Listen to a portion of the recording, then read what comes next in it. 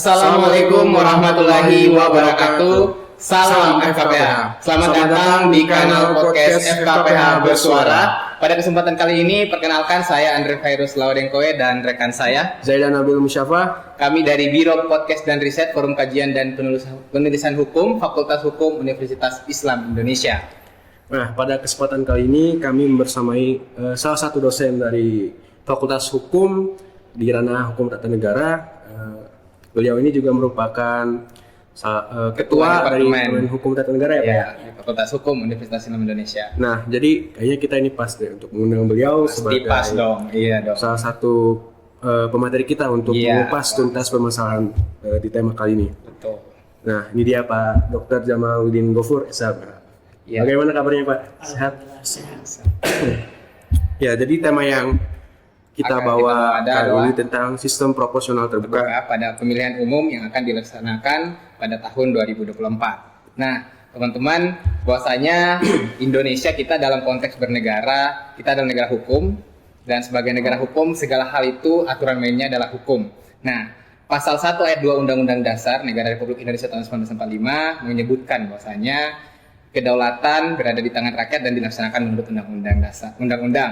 Nah, karena adanya kedaulatan rakyat ini sehingga perlu adanya hal-hal yang berkorelasi untuk menjalankan negara, adanya sarana dan lain sebagainya. Nah, kedaulatan rakyat ini tentu adalah berkonsekuensi logis dengan adanya pemilihan umum, karena pemilihan umum ini dia sebagai sarana yang untuk menyalurkan kedaulatan yang dimiliki rakyat tadi.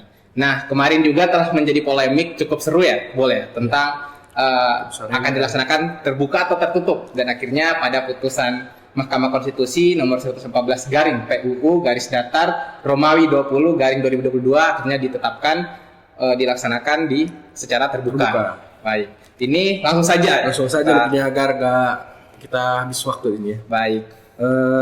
Untuk pertanyaan pertama mungkin sebenarnya apa Pak arti dari proporsional dan apa itu terbuka juga?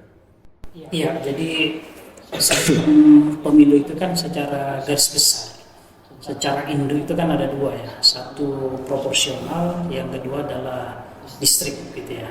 Walaupun di luar dari dua varian ini sebenarnya ada juga varian campuran gitu ya, antara proporsional terbuka dan distrik. Ada juga yang masuk kategori di luar dari tiga varian ini. Jadi dia tidak dikategorikan sebagai proporsional, tidak distrik, tidak campuran, tapi kategorinya di luar dari ini. Jadi ada 4, dan dari 4 sistem pemilu ini nanti akan ada cabang-cabang lagi yang berbagai ahli itu mengidentifikasi.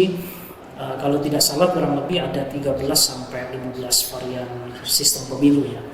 Nah, pada intinya proporsional itu dilihat dari dari istilahnya saja, bahwa ini adalah sistem untuk menentukan. Jadi sistem pemilu itu kan artinya adalah cara kita untuk mengkonversi pilihan rakyat menjadi kursi gitu ya. Jadi ketika kita milih dalam pemilu, nanti suara kita ini mau dikonversi menjadi kursi, siapa partai yang dapat kursi, siapa yang akan ditentukan menjadi caleg, itu namanya sistem pemilu. Nah, proporsional itu menunjukkan bahwa keterpilihan seseorang dalam pemilu itu didasarkan pada proporsionalitas suara yang dia peroleh gitu ya.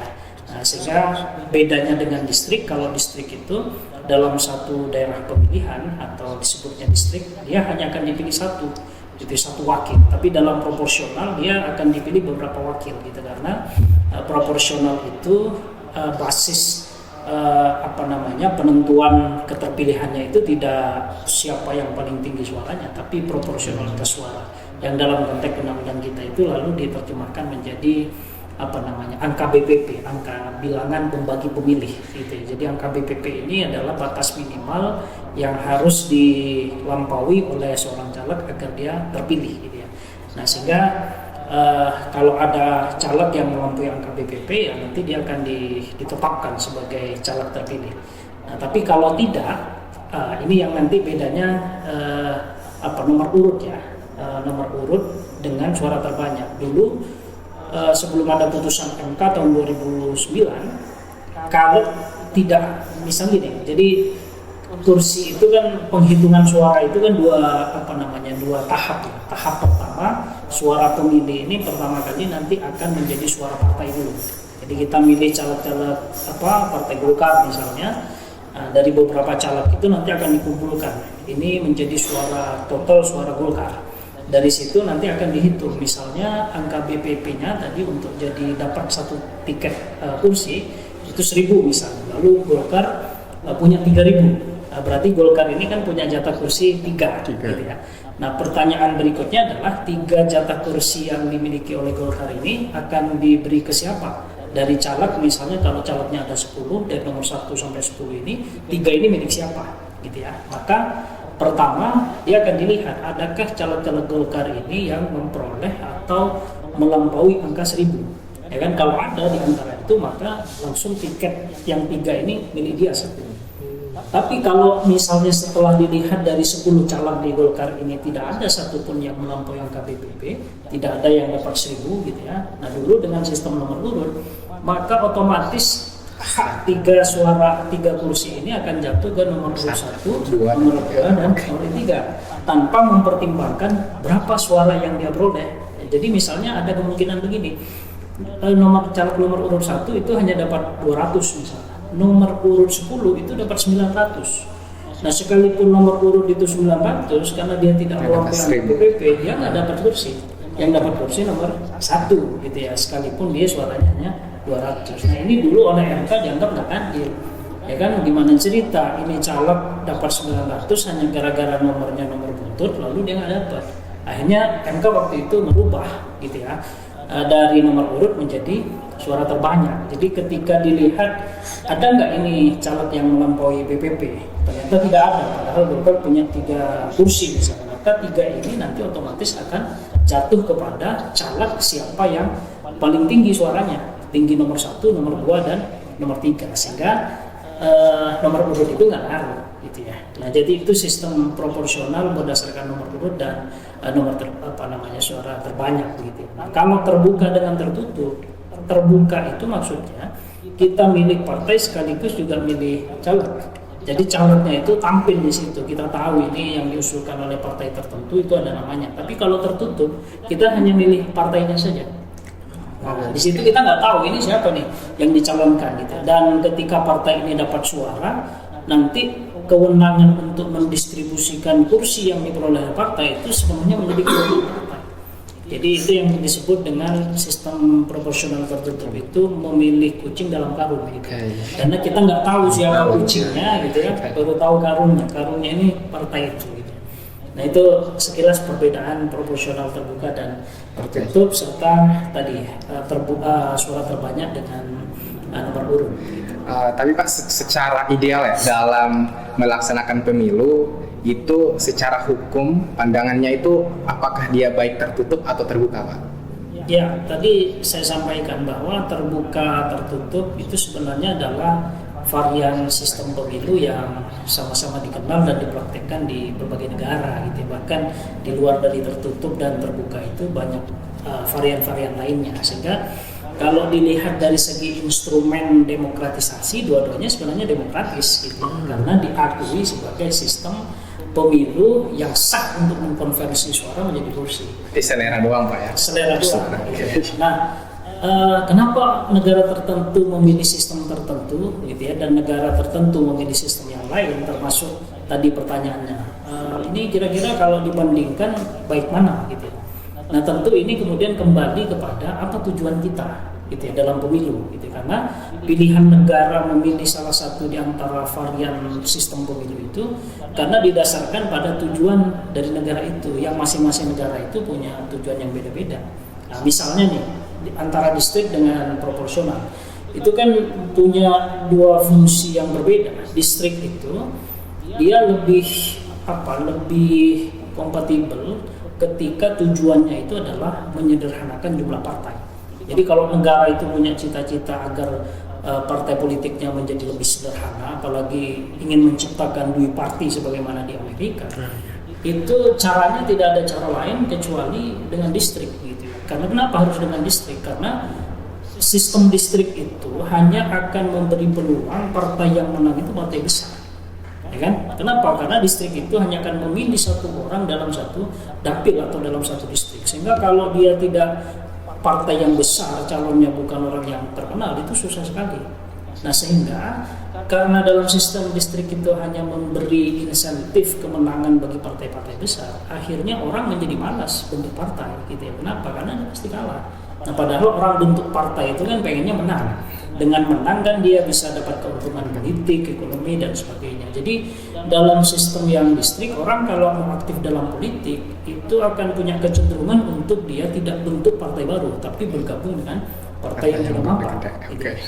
Nah, tapi kalau tujuannya bukan penyederhanaan, tapi tujuannya adalah untuk mengakomodir kepentingan politik yang beragam, gitu. Karena kebetulan warga negaranya itu heterogen seperti Indonesia, gitu ya. Jadi kita ini kan sejak merdeka sampai hari ini pilihannya kan distrik, ya kan, dengan berbagai variasi tadi kan, tertutup, terbuka, suara terbanyak, nomor urut. Tapi prinsip dasarnya adalah proporsional. Kita nggak pernah menerapkan sistem distrik karena tujuan kita adalah bukan bagaimana membuat sistem kepartaian kita menjadi dua, karena itu nggak mungkin. Kenapa? Karena aspirasi kepentingan politik warga kita itu banyak, sehingga itu nggak mungkin hanya diwadahi oleh dua partai.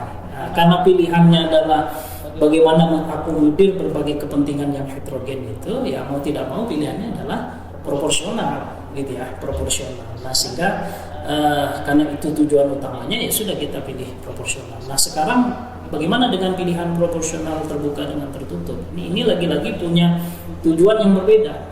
Kalau proporsional tertutup, ini lebih banyak memberi insentif kepada penguatan partai, gitu ya, penguatan partai. Karena dengan dia tertutup, kita hanya milih partai, nanti partai yang akan mendistribusi hasil suaranya kepada siapa caleg yang dia kehendaki, maka otoritas partai untuk menentukan jadi tidaknya caleg itu kan kuat sekali. Ya kan, sehingga dengan cara ini partai itu akan punya otoritas yang sangat kuat, sehingga ini berimplikasi pada kesetiaan kader terhadap partai itu menjadi lebih kuat. Lebih kuat. Nah, tapi proporsional terbuka ini lebih memberi insentif kepada rakyat sebagai pemilih, gitu ya. Karena yang menentukan keterpilihan caleg itu adalah pemilih langsung, partai hanya sekedar kendaraan, gitu ya, karena nomor urut nggak lagi penting, gitu ya.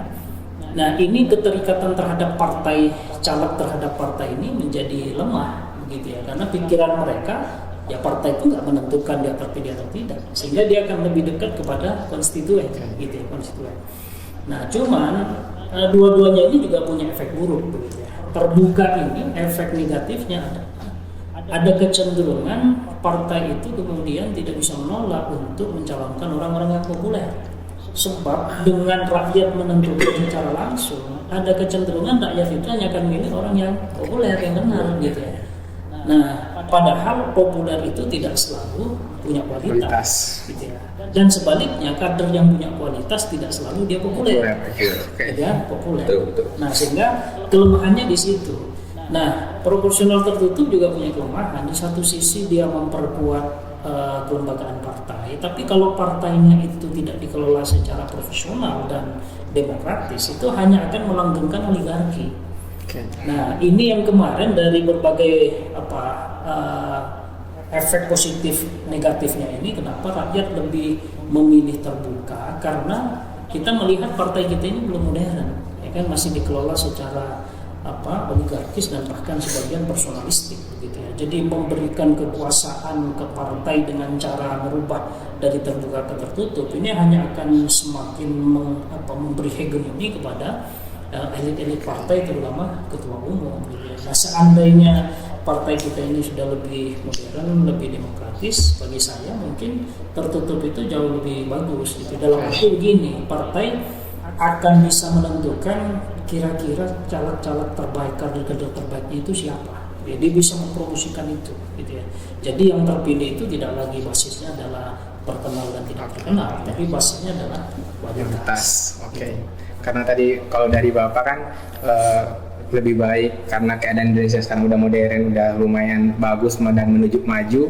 Bapak sendiri justru mendukung tertutup. Nah, kalau dari pandangan Bapak, selain dari tendensi akan popularitas tadi apabila ia terbuka, kelemahan atau hal-hal buruk yang bisa terdampak lainnya itu apa Pak dalam menerapkan terbuka ini? Dari terbuka.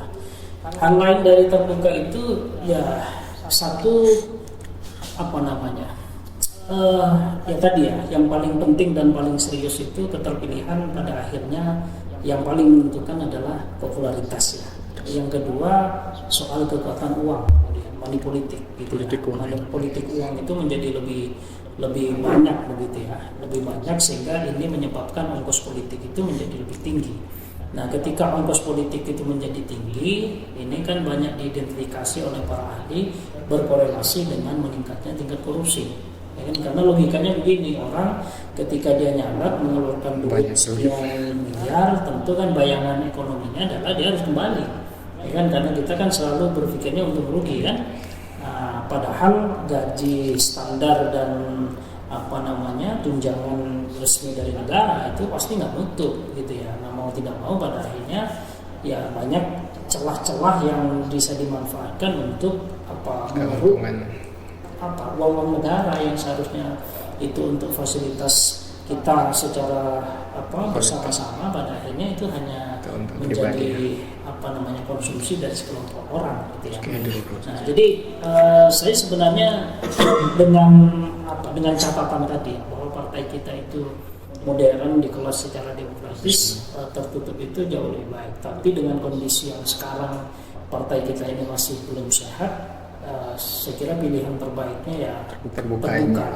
Gitu ya. Karena gini, sekalipun terbuka itu juga mengandung peluang terjadinya money politik, ya kan? Di tertutup pun juga sama. Ketika partainya ini korup, gitu ya, tertutup, dia oligarkis, pada akhirnya nomor urut itu diperjualbelikan juga. Gitu. Nah, padahal ide tertutup dengan sistem nomor urut misalnya, itu kan awalnya adalah agar kita bisa leluasa memberi kesempatan kepada partai mempromosikan calon-calon terbaiknya untuk ditempatkan di nomor urut. Jadi itu sebenarnya logikanya nomor urut itu, gitu ya. Jadi ketika partai tahu siapa yang punya pengalaman bagus, punya integritas, punya kemampuan yang baik, gitu ya, itu harapannya ditaruh di nomor 1, 2, 3. Nah, tapi ternyata sebagiannya tidak begitu, sebagiannya nomor ini diperjualbelikan, gitu ya. Nah, sehingga itu efek dari karena partai kita belum modern tadi. Nah, ketika besok sudah modern, sudah bagus, rekrutmennya juga berdasarkan merit system, gitu ya, bukan kolusi, bukan didasarkan pada transaksi tadi.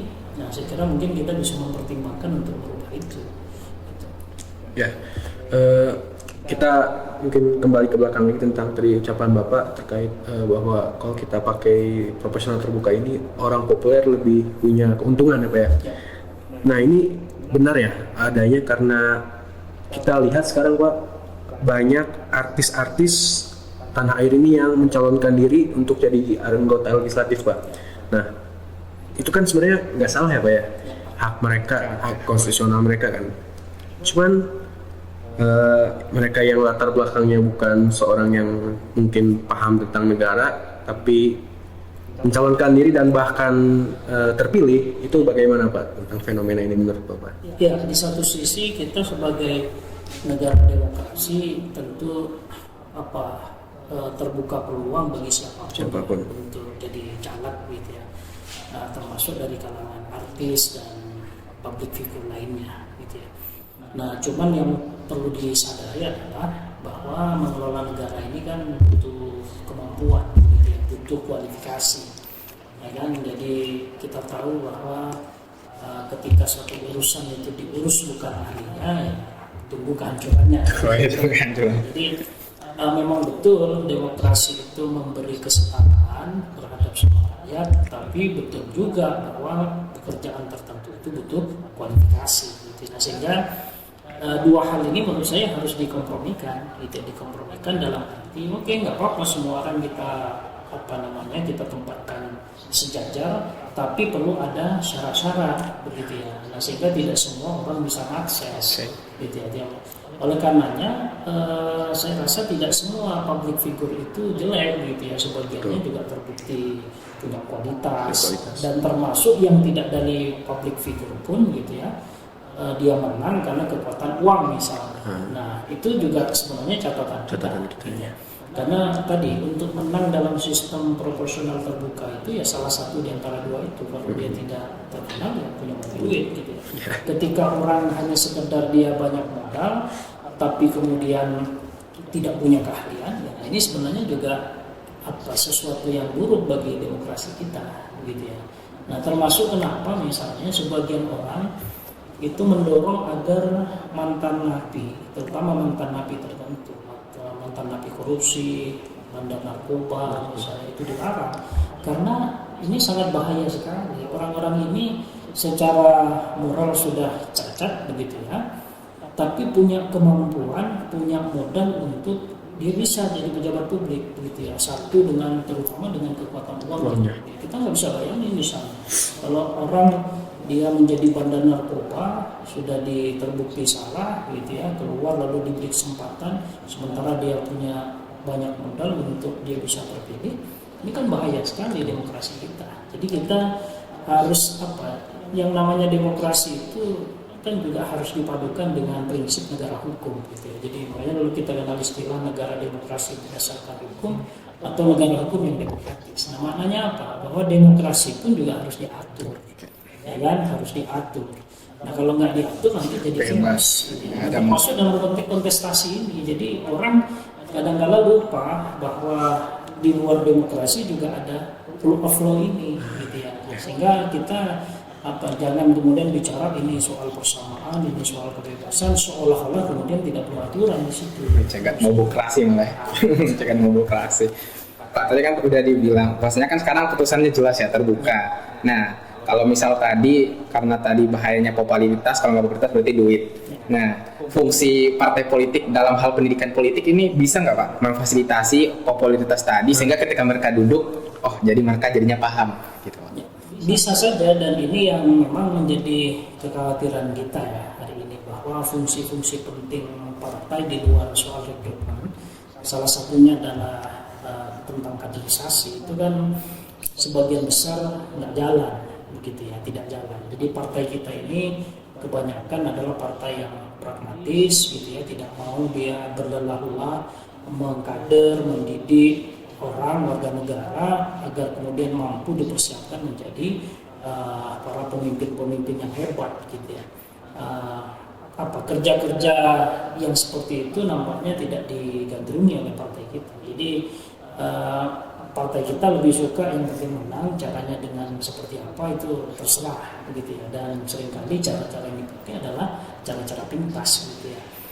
Makanya ini yang perlu kita dorong, bahwa terbuka pun sebenarnya bisa mencegah efek-efek negatif tadi, yaitu terpilihnya orang yang hanya sekedar populer atau hanya sekedar punya duit. Ini bisa dicegah sebenarnya dengan cara apa tadi? Partai ketika proses rekrutmen itu betul-betul melakukan seleksi terhadap orang-orang yang punya kualitas gitu ya. Nah, sehingga berbagai kekhawatiran dan termasuk kritikan kita terhadap dampak-dampak negatif dari proporsional terbuka yang selama ini terjadi itu bisa dicegah gitu ya. Cuman kan pertanyaannya begini, apakah semua partai itu punya komitmen yang sama? Nah, misalnya partai A punya komitmen untuk hanya menghadirkan caleg-caleg yang berkualitas tapi agak tidak populer. Lalu partai tertentu nggak punya komitmen itu, komitmennya hanya yang penting menang. Ya kan, bagaimana cara menangnya? Yang penting ya dapat orang-orang populer. Akhirnya kan partai yang idealis ini jadi kalah. Ya kan, jadi kalah. Nah, makanya saya berkali-kali bilang, mestinya di undang-undang pemilu kita itu ada persyaratan-persyaratan substantif tentang kriteria apa sih yang harus didorong oleh partai politik ketika dia melakukan proses rekrutmen.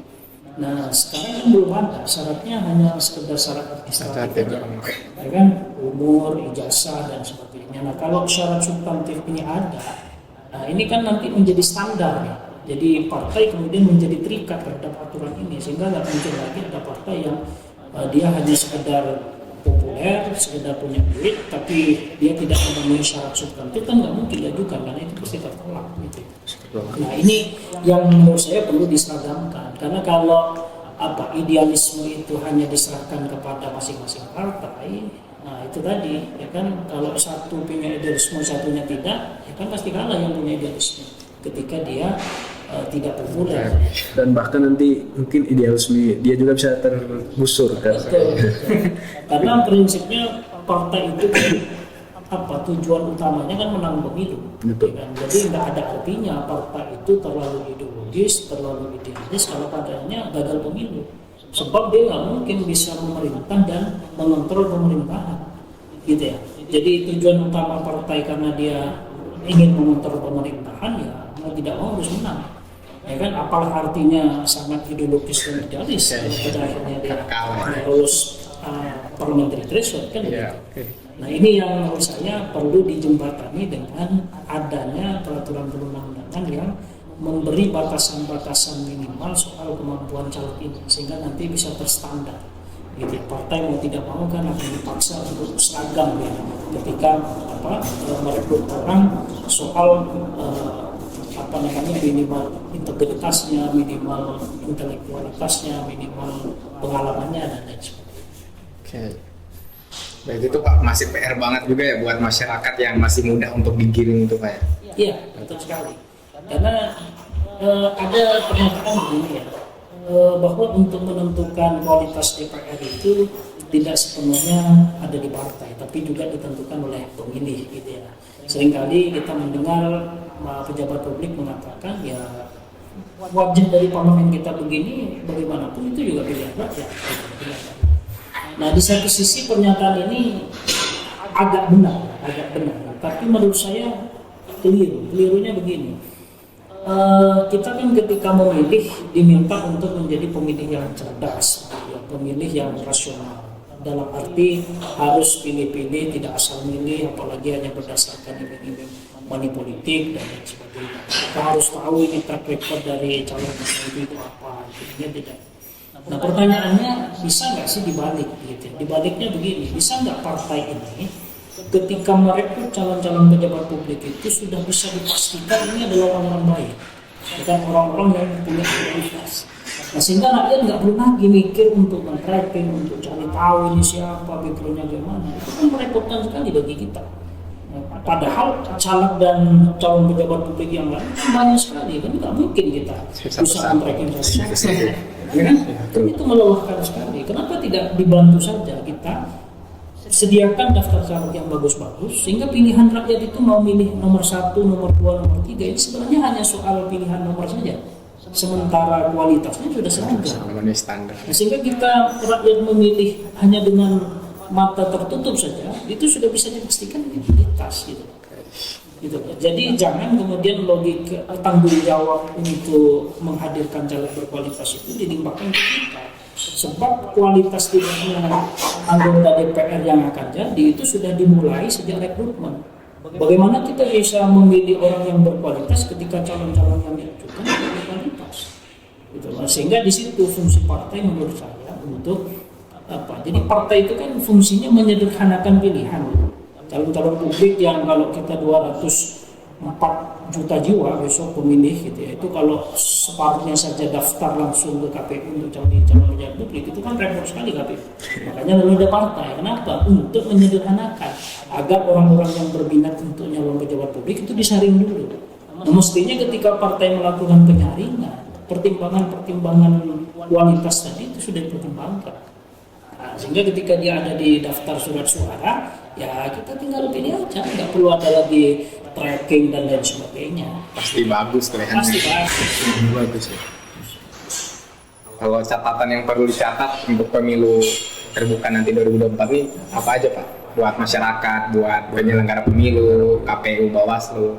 Iya, saya kira kita kan punya problem yang selalu berulang dari pemilu ke pemilu. Misalnya soal politik, gitu ya, soal kampanye yang pada akhirnya tidak betul-betul menjadi komitmen bagi para pejabat publik untuk merealisasikan ketika dia jadi kampanye itu hanya sekedar servis saja gitu ya, ngomong saya akan begini padahal realitanya besok kalau jadi nggak bekerja begitu. Itu kan problem gitu. Jadi antara apa yang diucapkan dengan apa yang dikerjakan besok beda gitu ya. Nah sehingga bisa nggak sih kita mendorong misalnya di dalam peraturan perundang-undangan ketika calon pejabat publik itu menjanjikan sesuatu ketika dia kampanye dan lalu kita tertarik dengan apa yang dia tawarkan, ternyata setelah jadi dia berbohong, tidak melakukan itu. Bisa nggak kita tarik mandat itu?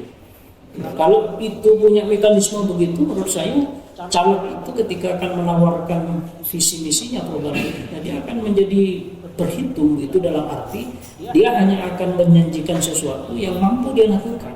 Jadi tidak hiperbolis, tidak bombastis begitu ya, mengelabui kita, padahal sebenarnya dia tidak punya kemampuan untuk itu, gitu ya.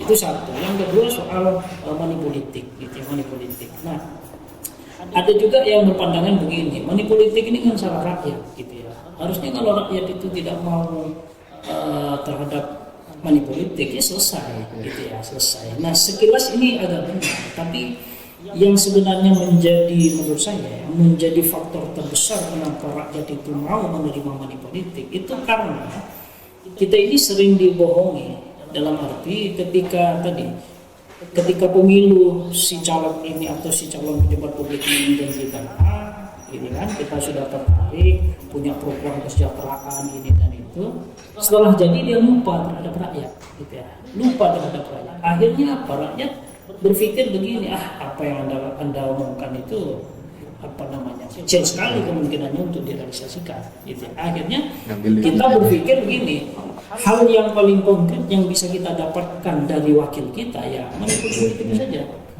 Karena ketika omongan, ketika janji tidak lagi dipercaya, orang kan lalu berpikir kira-kira apa lagi yang bisa diambil keuntungan dari para calon pejabat publik. Akhirnya kan orang ya ini yang bisa dikonkretkan ya duitnya aja.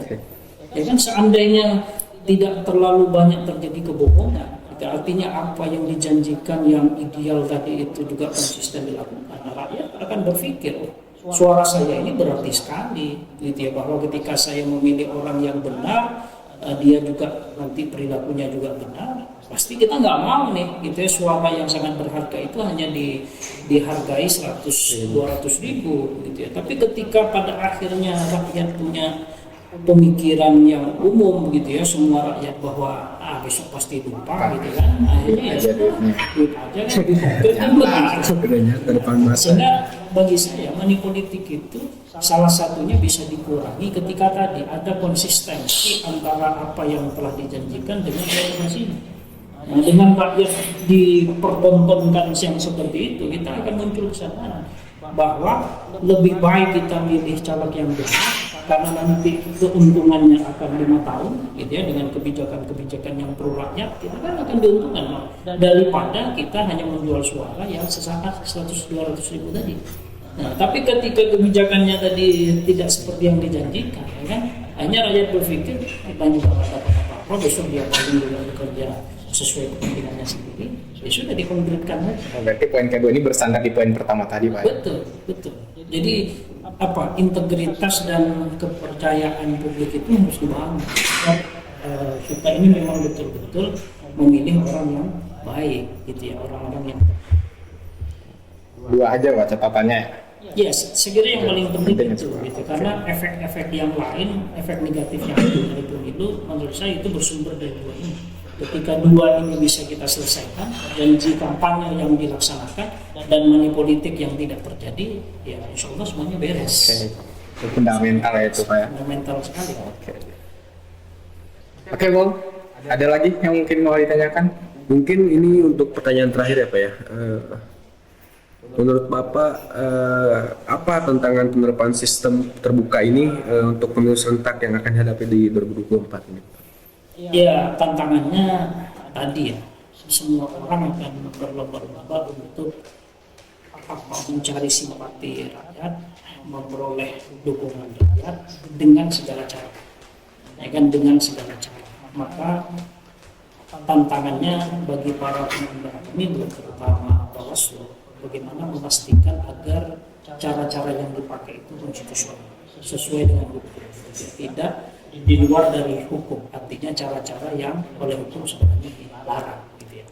Nah, sehingga kalau kemudian cara bagi pejabat publik yang terpilih dia mendapatkan suara itu dengan cara yang benar, harapan kita dia juga bekerjanya benar. Tapi kalau dari prosesnya saja tidak benar, penuh dengan manipulasi, ya kita nggak banyak berharap dia juga akan bisa bekerja dengan baik, ya kan, tidak manipulatif dan lain sebagainya. Nah, sehingga karena sekarang sistemnya tetap dipertahankan terbuka, begitu ya, kampanyenya tidak lagi berbasis partai. Jadi partai tetap kampanye nih, tapi individu calon itu akan terjun secara personal, ya kan, secara personal. Sehingga yang akan diawasi oleh pengawas pemilu ini tidak hanya partai, tapi orang per orang tadi, gitu ya. Padahal jumlah pejabat yang mencalonkan diri kan banyak sekali. Nah, sementara pada saat yang bersamaan tenaga dari Bawaslu yang hanya berjumlah 5 sampai 7 itu kan terbatas sekali. Nah, ini yang menjadi tantangan menurut saya ketika kontestannya tidak lagi hanya sekedar parpol tapi juga individu akan turun langsung mempengaruhi suara pemilih, maka potensi pelanggarannya menjadi sangat tinggi sekali. Dan ini yang perlu diantisipasi. Nah, caranya bagaimana? Ketika secara personil Bawaslu itu sangat terbatas, ya mau tidak mau dia harus membangun jejaring, begitu ya, terutama dengan para pemantau pemilu, begitu ya, dengan LSM yang concern terhadap pemilu berkualitas dan sebagainya. Jadi karena kalau hanya mengandalkan birokrasi pengawas pemilu secara formal, menurut saya kerjanya nggak akan mungkin bisa maksimal.